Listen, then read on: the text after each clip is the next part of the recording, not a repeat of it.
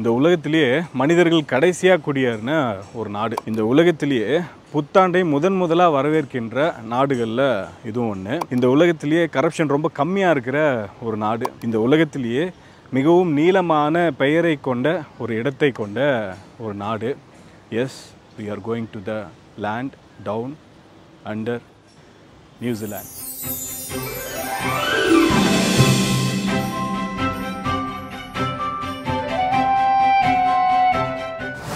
சரி, நியூசிலாந்துன்னு சொல்கிறேன். இப்போ பார்த்தது இந்தியா மாதிரியே இருக்குது, குறிப்பாக சென்னை மாதிரியே இருக்குது அப்படின்னு கேட்குறீங்களா?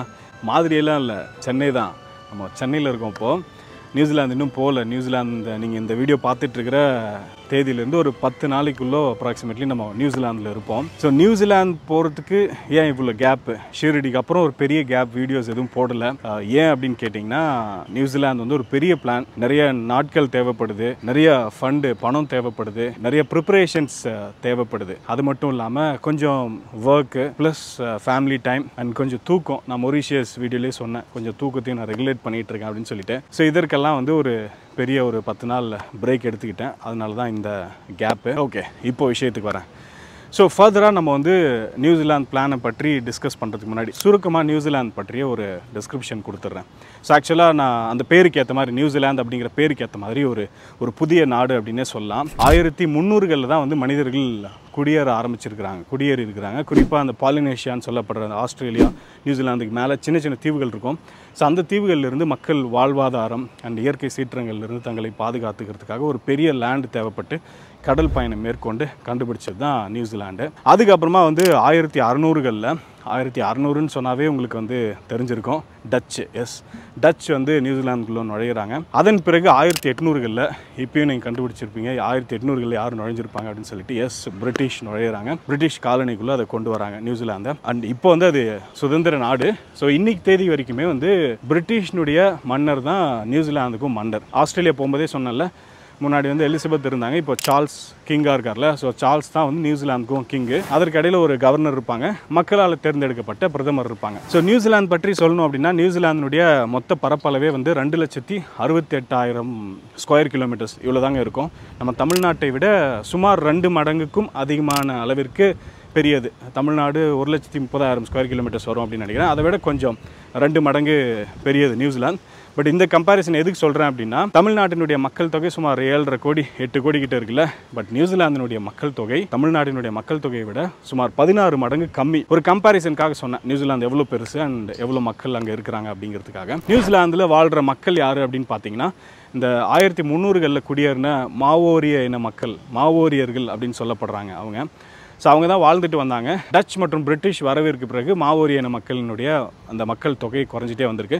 ஸோ இன்றைக்கி தேதிக்கு பார்த்தீங்கன்னா வந்து சுமார் 75% பேர், அதாவது பிரிட்டிஷ் வந்து நியூசிலாந்துக்குள்ளே குடியேறின பிறகு நிறைய யூரோப்பியன்ஸ் வந்து அங்கே செட்டில் ஆக ஆரம்பித்தாங்க. இன்றைக்கி தேதிக்கு 75% மக்கள் வந்து யூரோப்பியன்ஸு, சுமார் 16% மக்கள் ஸ்டில் அந்த மாவோரிய இன மக்கள் வாழ்ந்துட்டு இருக்கிறாங்க. அவங்களெல்லாம் நம்ம போய் வாய்ப்பு இருந்தால் போய் பார்ப்போம். அண்ட் அதற்கு அடுத்தபடியாக ஏஷியன்ஸ் இருக்காங்க. அதற்கு அடுத்தபடியாக மற்ற நாட்டு மக்கள்லாம் சிறு சதவிகிதத்தில் கலந்துருக்கிறாங்க.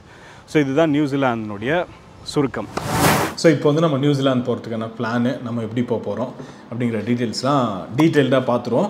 இந்த வீடியோ வந்து, அதாவது இந்த பார்ட் வந்து ஸ்கிப் பண்ணாமல் பாருங்கள். இது வந்து நம்ம என்ன பண்ண போகிறோம், நியூசிலாந்து எப்படி இருக்கும் அப்படிங்கிற ஒரு எக்ஸ்பெக்டேஷன் உங்களுக்கு கிடைக்கும். இப்படி தான் இருக்க போகுது அப்படின்னு சொல்லிட்டு. அண்ட் இன்னொன்று வந்து, நீங்கள் நியூசிலாந்து ஃப்யூச்சரில் போகிறீங்க அப்படின்னா உங்களுக்கு வந்து இந்த ஐட்டினரி, நான் இப்போ சொல்கிற டீட்டெயில்ஸ்லாம் உங்களுக்கு உபயோகமாக இருக்கலாம். ஸோ வீடியோவை ஸ்கிப் பண்ணாமல் பாருங்கள். ஸோ நியூசிலாந்து போகிறதுக்கு ஒரே ஆப்ஷன், நீங்கள் ஃப்ளைட்டில் தான் போய் ஆகணும். அன்ஃபார்ச்சுனேட்லி இந்தியாவிலேருந்து டைரக்ட் ஃப்ளைட் கிடையாது, நீங்கள் கனெக்ஷன் எடுத்து தான் போய் ஆகணும். மெயின் கனெக்ஷன் என்ன அப்படின்னா, சிங்கப்பூர் வழியாக போகலாம், சிங்கப்பூர் ஏர்லைன்ஸ். மலேசியா வழியாக போகலாம், மலேசியா ஏர்லைன்ஸ். தாய்லாந்து வழியாக போகலாம், தாய் ஏர்வேஸ். அதற்கு அடுத்தபடியாக பெங்களூர்லேருந்து டைரக்ட் ஃப்ளைட்ஸ் வந்து ஆஸ்திரேலியாவுக்கு இருக்குங்க. ஸோ ஆஸ்திரேலியாவில் குவாண்டஸ், அதில் கனெக்ஷன் கொடுக்குறாங்க நியூசிலாந்துக்கு. ஸோ அந்த கனெக்ஷனையும் எடுக்கலாம். டிக்கெட் ப்ரைஸ் வந்து அப்ராக்சிமேட்லி உங்களுக்கு 80,000 1,40,000 இந்த ரேஞ்சில் இருக்கும். நீங்கள் எந்த சீசனில் புக் பண்ணுறீங்க, எவ்வளோ நாளைக்கு முன்னாடி புக் பண்ணுறீங்க அப்படிங்கிறத பொறுத்து வேரி ஆகும்.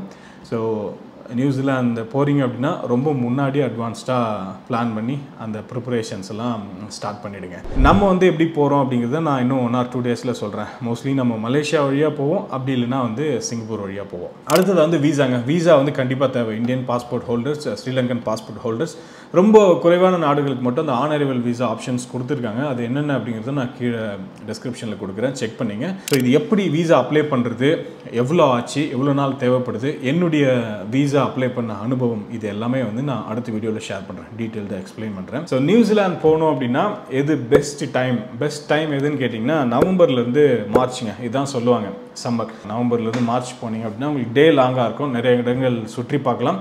ப்ளஸ் வந்து வெதரும் வந்து உங்களுக்கு சப்போர்ட்டிவாக இருக்கும்.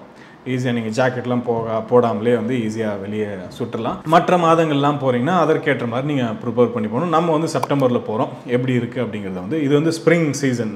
வின்டர் முடிஞ்சு குளிர் இருக்கும், எக்கச்சக்கமாக இருக்கும். பட் ஸ்ப்ரிங் சீசன் ஓரளவுக்கு பெட்டராக இருக்கும். இது எப்படி இருக்குது அப்படிங்கிறத நம்ம நேரில் போய் பார்ப்போம். அடுத்ததாக நியூசிலாந்து போகணும் அப்படின்னா உங்களுக்கு குறைந்தபட்சம் 15 நாள் தேவைங்க. 2 வாரமாவது பிளான் வச்சுக்கோங்க. அப்போ தான் வந்து உங்களால் வந்து நியூசிலாந்து வந்து மிக முக்கியமான இடங்களை அட்லீஸ்ட் ஒரு 70% நீங்கள் கவர் பண்ண முடியும். ஸோ 12லேருந்து 15 நாள் மினிமம் வந்து உங்களுக்கு நியூசிலாந்துக்கு தேவை. ஸோ நம்ம எப்படி போகிறோம் அப்படின்னா போய் லேண்ட் ஆகிறது நார்த்தில் ஆக்லாண்ட் அப்படிங்கிற ஒரு மிகப்பெரிய சிட்டி. நார்த்தில் மிக முக்கியமான ஒரு சிட்டி, மக்கள் அதிகமாக வாழக்கூடிய சிட்டி. நம்ம இந்தியன்ஸ், தமிழ் பீப்புளெலாம் கூட இருக்கிறாங்க. ஸோ அங்கே தான் போய் லேண்ட் ஆக போகிறோம். நிறைய ஆப்ஷன்ஸ் இருக்குது நீங்கள் வந்து நியூசிலாந்தை சுற்றி பார்க்குறதுக்கு. குறிப்பாக 3 ஆப்ஷன். ஒன்று வந்து நீங்கள் பஸ் எடுத்து அங்கங்கே சுற்றி பார்க்கலாம். இன்னொன்று வந்து நீங்கள் அந்த பஸ்லேயே வந்து ஷேரிங், அந்த லோக்கல் டூர் புக் பண்ணி நீங்கள் சுற்றி பார்க்கலாம். இன்னொன்று வந்து நீங்கள் ரெண்டல் கார் எடுத்து சுற்றி பார்க்கலாம். நம்ம வந்து ரெண்டல் கார் எடுத்து சுற்றி பார்க்க போகிறோம். ஆக்லாண்டில் போய் இறங்குறோம், ரெண்டல் கார் ஏர்போர்ட்டில் எடுக்கிறோம், ஹோட்டலில் போய் செக்இன் பண்ணுறோம், தூங்குகிறோம், ஆக்லாண்ட் சிட்டியை சுற்றி பார்க்குறோம். அதுக்கப்புறமா அங்கேருந்து வைட்டோமோ அப்படிங்கிற ஒரு இடத்த நோக்கி போக போகிறாங்க. வைட்டோமோ தானே, பார்த்துக்கிறேன். எஸ், வைட்டோமோ அப்படிங்கிறது வந்து மிக முக்கியமான ஒரு யூனிக்கான ஒரு பிளேஸ் நியூசிலாண்டில். அதாவது ஒரு குகை இருக்குங்க. அந்த குகையில் வந்து ஃபுல்லாக வந்து மின்னும் குகையாக, அதாவது க்ளோ வார்ம் அப்படின்னு சொல்லுவாங்க. அது நியூசிலாந்தில் மட்டும்தான் இருக்குது. அதை நாம் போய் எக்ஸ்பீரியன்ஸ் பண்ண போகிறோம். அதை முடிச்சுட்டு நம்ம அங்கேருந்து எங்கே போக போகிறோம்? ஹாபிட்டன். லார்ட் ஆஃப் த ரிங்ஸ் ஃபேன்ஸுக்கெலாம் வந்து இது நல்லா ட்ரீட்டாக இருக்கும். ஹாபிட்டன் மூவி செட்டு இன்னும் அப்படியே வச்சுருக்காங்க. அதெல்லாம் நம்ம போய் டூர் பண்ண போகிறோம். ஹாபிட்டன் மூவி செட்லாம் பார்த்துட்டு அங்கேருந்து ரொட்டோர்வா அப்படிங்கிற ஒரு இடம். ரொட்டோர்வா பார்த்தீங்க அப்படின்னா அது வந்து ஒரு ஜியோ தெர்மல் லேண்ட்ஸ்கேப் அப்படின்னு சொல்லுவாங்க. எங்கே பார்த்தாலும் புகையாக கிளம்பிகிட்ருக்கும், மண்ணிலேருந்து புகை வந்துட்டுருக்கும், தண்ணீர் கொதிச்சிட்ருக்கும், லேண்ட்லாம் அங்கங்கே ஒரு மாதிரி கலராக இருக்கும், ஃபுல்லாக எரிமலைகள், ஒரு விசித்திரமான ஒரு நிலப்பரப்புங்க. அதை நம்ம போய் நேரடியாக எக்ஸ்பீரியன்ஸ் பண்ண போகிறோம். அதை எக்ஸ்பீரியன்ஸ் பண்ணிவிட்டு அங்கேருந்து கார் எடுத்துக்கிட்டு, அண்ட் ரொட்டோரோவில் முக்கியமாக பார்த்தீங்கன்னா அந்த மாவோரி இன மக்கள், மாவோரிஸ் இருக்கிறாங்களா, இன்னும் வாழ்ந்துட்டு இருக்கிறாங்களாம், அவங்க இருக்கிற கிராமத்துக்கு போய் அவங்கள போய் பார்க்க போகிறோம். அண்ட் அவர்களுடைய கலை நிகழ்ச்சிகள் இதெல்லாம் போய் நம்ம பார்க்க போகிறோம். அதெல்லாம் பிளான் வச்சுருக்கேன், பெரிய பிளானு. ஸோ அதெல்லாம் பார்த்துட்டு அங்கே ஸ்டே பண்ணிவிட்டு அங்கேருந்து கார் எடுத்துக்கிட்டு நேப்பியர் அப்படிங்கிற ஒரு சிட்டி வழியாக நியூசிலாந்தினுடைய கேபிட்டலான வெல்லிங்டன் போய் ரீச் ஆகும். இந்த போகிற வழி இருக்குல்ல, நேப்பியர்லேருந்து வெல்லிங்டன், அதுவே ரொம்ப இன்ட்ரெஸ்டிங்காக இருக்கும், செம்மையாக இருக்கும் அப்படின்னு சொன்னாங்க. நிறைய மரங்கள், நிறைய காடுகள், நிறைய வைனரிஸ், நிறைய மலைகள், பள்ளத்தாக்குகள், ஏரிகள், இதெல்லாம் கடந்து நம்ம போகிறோம். அதெல்லாம் அங்கங்கே நின்று பொறுமையாக நம்ம வந்து எக்ஸ்பீரியன்ஸ் பண்ணிவிட்டு போய் வெல்லிங்டன் போய் ரீச் ஆகும். வெல்லிங்டன் கேபிட்டல் சிட்டிங்கிறதுனால நிறைய மியூசியமு, நிறைய ஹிஸ்டாரிக்கல் பிளேசஸ்லாம் இருக்கும். அதில் நம்ம நடந்து போய் சுற்றலாம், லோக்கல் பஸ் எடுத்து போய் சுற்றலாம். ஸோ அதெல்லாம் சுற்றிட்டு அங்கே ஸ்டே பண்ணிவிட்டு அங்கே லோக்கல் ஃபுட்டு இதெல்லாம் வந்து எக்ஸ்ப்ளோர் பண்ணிவிட்டு அடுத்த நாள் வந்து முக்கியமான நாள். நம்ம இது வரைக்கும் நம்ம பார்த்த இடங்கள் எல்லாமே வந்து நார்த் ஐலாண்டுங்க. இதற்கு அடுத்ததாக நம்ம வந்து சவுத்தில் போய் கால் வைக்க போகிறோம். சவுத்துக்கு போகணும் அப்படின்னா ஒன்று நம்ம ஃப்ளைட்டில் போகணும், அப்படி இல்லைன்னா கப்பலில் போகணும். கப்பலில் போனால் சுமார் 4 மணி நேரம். அந்த குக் ஸ்ட்ரைட் அப்படின்னு ஒரு சொல்லுவாங்க, அதை கிராஸ் பண்ணி நம்ம போவோம். அந்த கப்பலில் பயணமே வந்து அவ்வளோ சூப்பராக இருக்குமா. ஃபுல்லாக சைடில் மலைகள், மரங்கள், காடுகள், அந்த தண்ணீர், அதெல்லாம் பார்க்கும்போதே வந்து ரொம்ப, அதை படிக்கும்போதே வந்து அது எப்படி இருக்கும் அப்படின்னு ஒரு இமேஜின் பண்ணி வச்சுருக்கேன். அவ்வளோ அருமையான ஒரு பயணமாக இருக்க போது அதெல்லாம் நம்ம போய் எக்ஸ்பீரியன்ஸ் பண்ண போகிறோம். இன்னொரு முக்கியமான விஷயம் என்னென்னா, நம்ம ரெண்டல் கார் எடுத்துருக்கோம். அந்த ரெண்டல் காரையும் நம்ம ஃபெரியிலே நம்மளோட கூட கூட்டிகிட்டு போயிடலாமா. ஸோ ரெண்டல் காரை ஃபெரியிலே போட் பண்ணிவிட்டு சவுத்தில் கால் வச்ச உடனே பிக்டன் அப்படிங்கிற ஒரு டவுன் நம்ம சவுத்தில் போய் ரீச் ஆன உடனே, ஸோ அந்த இடத்துல நம்ம காரை எடுத்துக்கிட்டு ஃபெரியிலேருந்து வெளியே எடுத்துக்கிட்டு அங்கேருந்து நம்ம ட்ரைவ் பண்ணி நம்ம வந்து கிளேஷியர்ஸ்லாம் சவுத்தில் தான் இருக்குது. ஸோ கிளேஷியர்ஸு அங்கே இருக்கிற பேர் கேட்டாலே வித்தியாசமாக இருக்குதுங்க. கிரே மவுத் அப்படிங்கிறாங்க, மவுண்ட் குக் அப்படிங்கிறாங்க. பேர் பாருங்கள் எப்படி இருக்குது. ஸோ பனிப்பாறைகளுக்கு நடுவில் தண்ணீரில் போகிறது, இந்த கூரான மலை உச்சிகள் கொண்ட மலைகளுக்கு போகிறது, இதெல்லாம் வந்து நம்ம ட்ரெக்கிங் மாதிரி போகலாம், ட்ரைவ் பண்ணி போகலாம், ஹெலிகாப்டரில் போகலாம். இந்த மாதிரி நிறைய அனுபவங்கள் நமக்காக வந்து அங்கே காத்திருக்குது. சவுத் ஐலாந்து வந்து நீங்கள் கால் வச்சிங்கனாவே அது வந்து நீங்கள் வேற ஒரு பிளானட்டில் நீங்கள் போய் இறங்குற மாதிரியான ஒரு அனுபவம் இருக்கும் அப்படின்னு சொல்லியிருக்காங்க. ஸோ அதெல்லாம் போய் எக்ஸ்பீரியன்ஸ் பண்ணேன் அண்ட் உங்களுக்கும் காமிக்க காத்துட்ருக்கிறேன். ஸோ இதெல்லாம் பார்த்துட்டு நம்ம கடைசியாக போக போகிற சிட்டி குயின்ஸ்டவுன் வந்து adventure capital of the world அப்படின்னு சொல்லுவாங்க. ஃபுல்லாக அட்வென்ச்சர் ஆக்டிவிட்டீஸ் தான். அதாவது என்ன போட்டிருக்காங்க அப்படின்னா கிளேஷியர் எக்ஸ்பிரஸ் ஹெலி ஃப்ளைட்டு.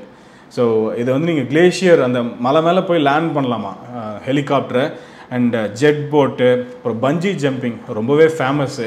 நீங்கள் குஷி படம் பார்த்தீங்கன்னா தெரியும், பார்த்தவங்களுக்குலாம் தெரிஞ்சிருக்கும். ஒரு சாங்கில் வரும், தளபதி மேலேருந்து குதிப்பார்ல. ஸோ அந்த மாதிரியான எக்ஸ்பீரியன்ஸஸ்லாம் வந்து அங்கே தான் முக்கியமாக இருக்குது. ஸோ அங்கே தான் அதெல்லாம் ஸ்டார்ட் பண்ணாங்க அப்படின்னு சொல்கிறாங்க. அதெல்லாம் போய் நம்ம எக்ஸ்பீரியன்ஸ் பண்ண போகிறோம். பஞ்சி ஜம்பிங் பண்ணணும் அந்த மலைகளுக்கு நடுவில் அப்படின்னு பிளான் வச்சுருக்கேன். ஸோ அங்கே போய் எனக்கு எப்படி தோணுது, அதை பார்த்து நம்ம குதிக்கலாமா வேணாவாங்கிறது வந்து அங்கே போய் முடிவு பண்ணிக்கலாம். மோஸ்ட்லி குதிச்சிடும் அப்படின்னு நினைக்கிறேன். ஸோ அதெல்லாம் போய் நம்ம குயின்ஸ்டவுனில் எக்ஸ்பீரியன்ஸ் பண்ண போகிறோம். அந்த குயின்ஸ்டவுனில் இருக்கிற அந்த எக்ஸ்பீரியன்ஸஸ் ஒரு சில வந்து நீங்கள் வேறு நாடுகள்லையும் பண்ணலாம், பட் அங்கே பண்ணுறது வந்து ரொம்பவே சிறப்பு அப்படின்னு சொல்கிறாங்க. அவ்வளோ பியூட்டிஃபுல்லாக இருக்குமா அந்த town. So Queenstown adventure capital ஃபுல்லாக எக்ஸ்பீரியன்ஸ் பண்ணிவிட்டு எக்ஸ்ப்ளோர் பண்ணிவிட்டு நியூசிலாந்தில் நம்ம கடைசியாக போக போகிற சிட்டி கிரைஸ்ட் சர்ச் நம்ம சுற்றி பார்த்துட்டு அங்கே வந்து நம்ம ரெண்டல் காரை ரிட்டர்ன் பண்ணிவிட்டு அங்கேருந்து ஃப்ளைட்டு பிடிச்சி இந்தியா வந்துடுவோம். 15 நாள் கார் எடுத்துகிட்டு சுமார் 3000 கிலோமீட்டர்ஸ் செல்ஃப் ட்ரைவ் பண்ணி சோலோவாக நியூசிலாந்து ஃபுல்லாக சுற்றி வர போகிறோம். So the plan is